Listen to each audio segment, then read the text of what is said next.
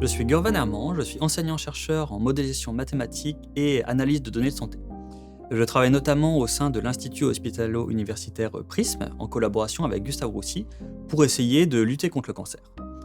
Pour cela, je mets en œuvre des méthodes mathématiques, des méthodes numériques, qui visent à mieux comprendre les cancers, comment ils apparaissent, comment on peut les anticiper et comment on peut les soigner. La santé numérique, c'est en fait la condition préalable qui va permettre d'aller vers une médecine plus personnalisée, un parcours de soins optimisé et qui permettra de répondre à des contraintes de coûts, des contraintes organisationnelles au sein des organisations de santé.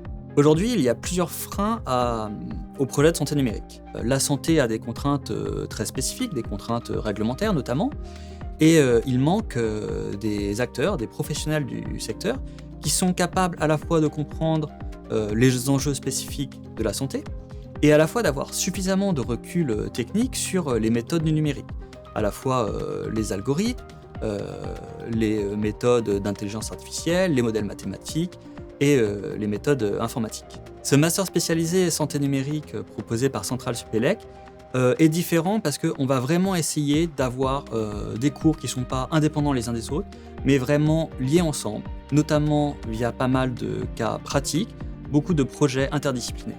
Donc l'objectif, c'est de désiloter les différentes composantes. C'est pas juste, par exemple, de travailler sur des cours d'imagerie médicale, puis ensuite des cours réglementaires. C'est vraiment aussi d'avoir des projets qui vont combiner cet ensemble de connaissances, donc à la fois du réglementaire, à la fois du technique, à la fois du développement informatique, pour vraiment aller vers des produits de santé numérique qui abordent toutes les composantes.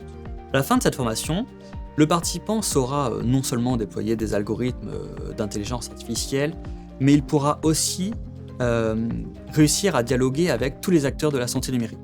Il aura du recul suffisant sur les technologies du numérique, qu'il aura pu lui-même implémenter. Il aura une connaissance du secteur, de l'écosystème de la santé, et il sera comme ça en mesure de dialoguer avec les acteurs du secteur pour aller vraiment vers le déploiement de solutions en santé numérique, de produits en santé numérique. Cette formation s'adresse à des publics assez variés. D'une part, on s'adresse à des professionnels issus du secteur de la santé, des soignants, des médecins, des gens issus plutôt du domaine pharmaceutique, qui veulent se former au numérique, aux technologies du numérique, aux technologies informatiques, mathématiques, d'intelligence artificielle, pour voir comment ils peuvent lever certains blocages dans leur activité professionnelle. Mais dans cette formation, on s'adresse également à des professionnels, soit des jeunes diplômés, soit en reconversion, qui sont issus plutôt de l'ingénierie, des sciences, de l'informatique, et qui veulent mettre à profit ces connaissances existantes et nouvelles pour aller vers le secteur de la santé et adresser cet enjeu sociétal majeur. À l'issue de ce master spécialisé, on pourra à la fois exercer des fonctions de pilotage ou des fonctions d'expertise. On pourra travailler comme chef de projet, product owner en santé numérique, data scientist, ingénieur IA en santé numérique, ou aller vers plus de la transformation digitale, de l'accompagnement de la transformation des compagnies. Aujourd'hui, c'est le bon moment pour se former vers le secteur de la santé numérique, parce que d'une part, les technologies sont matures. On le voit aujourd'hui, les technologies par exemple d'intelligence artificielle permettent de répondre à des problématiques assez variées et de façon très efficace. Il y a à la fois pour les professionnels de la santé une motivation à aller vers la santé numérique, vers plus d'informatique, de méthodes numériques, de méthodes mathématiques. Par exemple, je travaille avec des cliniciens qui veulent mettre en place des méthodes d'IA, qui veulent avoir des applications web qui permettent de faire de la prédiction de l'effet d'un traitement sur des cancers. Mais ce qui manque, c'est ni la motivation ni les technologies, c'est en fait les professionnels qui sont capables d'articuler ces différentes composantes.